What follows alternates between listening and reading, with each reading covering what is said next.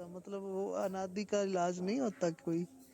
नहीं नहीं भाई, हमारा जवाब तो फिर अलग है, आप लोगों का अलग है। नहीं तो आप अपना दो ना, हम अपना रखेंगे आपके हमारा तो हिसाब से। पता है, आपको पता है ना, सब बता रखा है ना, आपको पता है, फिर पूछ आप क्यों रहे आप ये बताओ कि आपने सृष्टि को अनादि कहा, हो? इसलिए आपने सृष्टि को अनादि कहा कि आपके परमात्मा के पास भी मतलब ये बनती बिगड़ती रहेगी, इसका कोई बिल्कुल, ट्रीटमेंट हमेशा नहीं है। बनती बिगड़ती रहेगी हाँ, सृष्टि। पर मैं परमात्मा, आपका ये तो परमात्मा देखो, इसमें। मेरे पास सुनो हर्षी जी, ये हाँ। बात तो आप मेरे से क्यों पूछ रहे हो? ये तो भगवत गीता है, पढ़ लो ना आप। नहीं नहीं, भगवत गीता उसमें भी लिखा है कि हाँ हे जी। अर्जुन, ये राजा लोग हमेशा थे रहेंगे। हाँ ठीक है, और आपने ऐसा कभी भगवत। कोई समय नहीं रहेगा जब तू नहीं रहेगा, मैं नहीं रहूंगा। ठीक है, आपने गीता पढ़ ली, ओके। तो ठीक। ये जो प्रकृति है या नादि है, ये कभी मिटेगी नहीं, इसलिए आपने इसे अनादि शब्द लगा दिया। ठीक है, हाँ, अनादि शब्द आप उससे लगाते हो जो कभी नहीं मिटती, पर आपके परमात्मा की बात कर रहा हूँ मैं, अपने नहीं, आपके परमात्मा से भी नहीं मिटेगी, होती रहेगी, है ना? नहीं, हमारा परमात्मा तो बता दिया ना,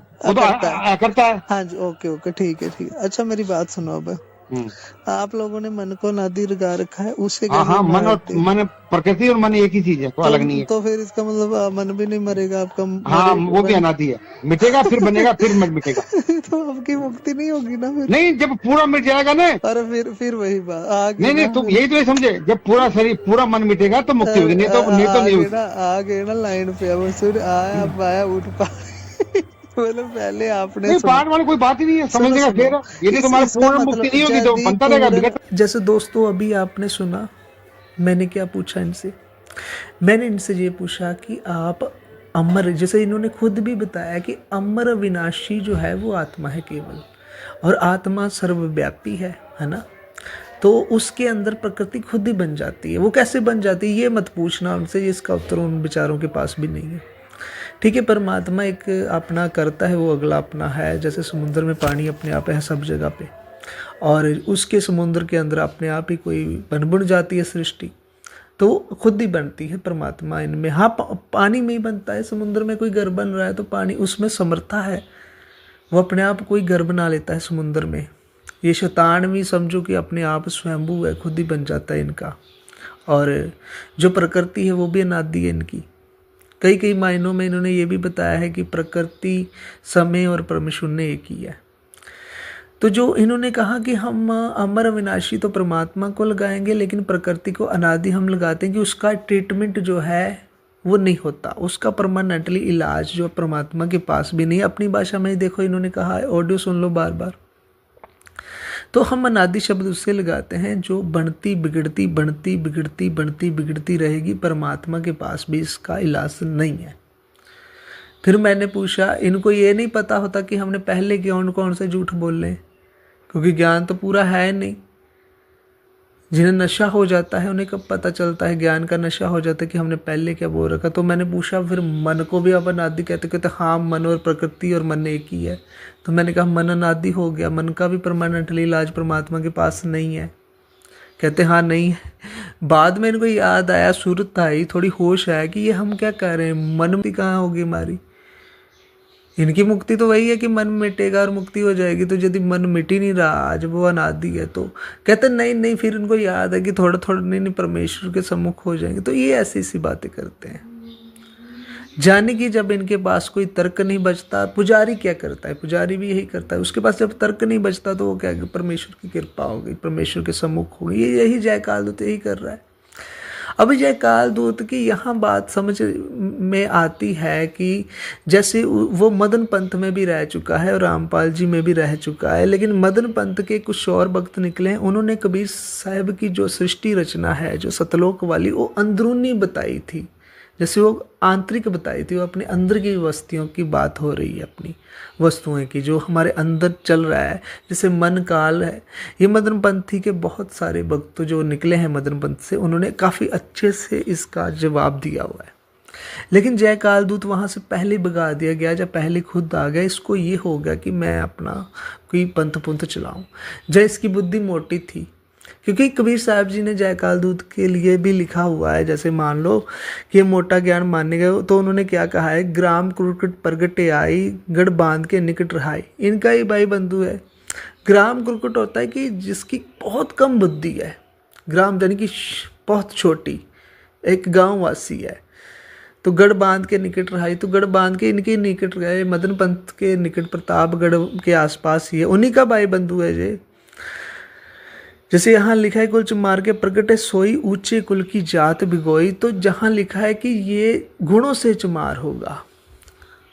एक तो जो नकली बनाया है, जो नकली जातिवाद लोग करते हैं कि चमार, देखो जो भी ये शूद्र है ये बुद्धि से होता है, गुणों से होता है, जाति से नहीं। जन्म जो इसका वो जाति हमने जो दुनियावी बनाई ये नहीं।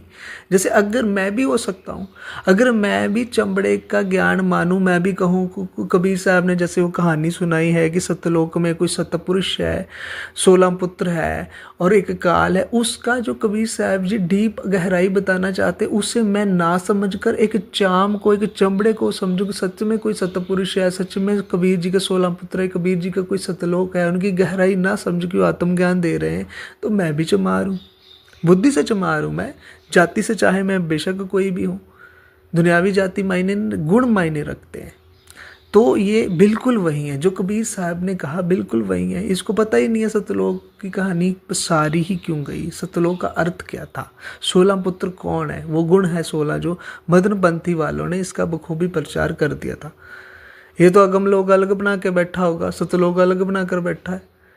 एक कहता है बहुत सारे लोग हैं, बहुत सारी प्रकृतियाँ बंदी, तो उससे पता चल जाता है कि इसके पास कितनी बुद्धि है, जैसा कबीर जी ने कहा है। और जैसे ये कहता है कि मुझे परमात्मा ने कथे मूलन पुरुष महिदीना, की मूल ज्ञान पुरुष महिदीना, धर्मदास कबीर कहते हैं वो मूल ना चीना, कि इसको खुद का जो कहेगा कि मुझे परमात्मा मिल गया, मुझे परमात्मा की कृपा से ज्ञान समझ आ गई, पुरुष ने, परमात्मा ने मुझे ज्ञान दिया है, ये झूठ वो बोलेगा। तो बिल्कुल सही लिखा है।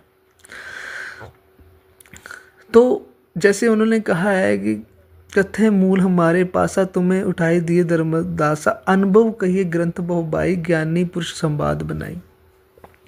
जितने भी अनुभव वो होंगे, जितने भी वो समझे होंगी, ग्रंथों से लेगा, फिर ग्रंथों को खांडेगा, फिर ज्ञानी पुरुषों को संवाद बनाएगा। बड़े बड़े संत महात्मा को कहेगा कि वो बोधि जीव हैं, उन्हें ज्ञान नहीं था, संवाद बनाएगा इस पे।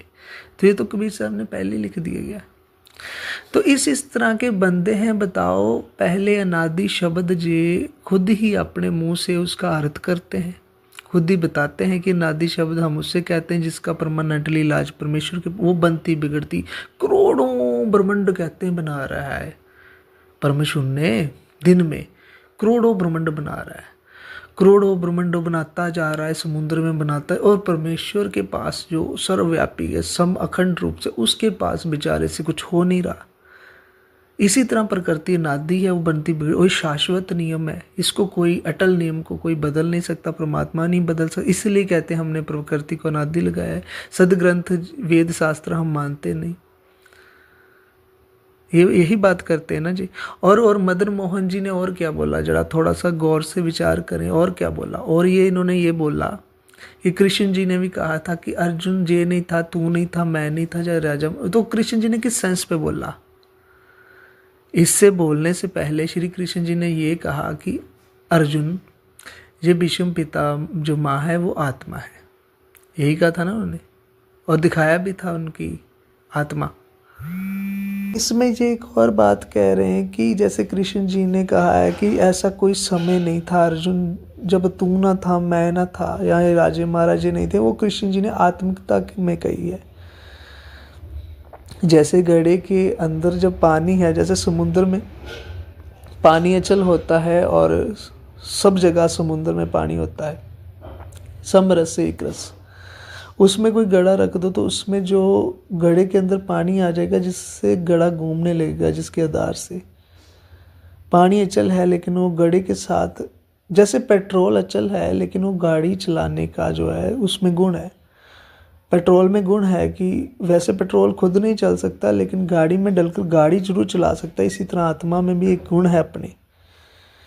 तो जैसे उसने आधार दिया हुआ है और जीव को आधार, तो जब वो घड़े के अंतर्गत जो पानी है वो समय के अंतर्गत क्यों आ गया है, क्योंकि उस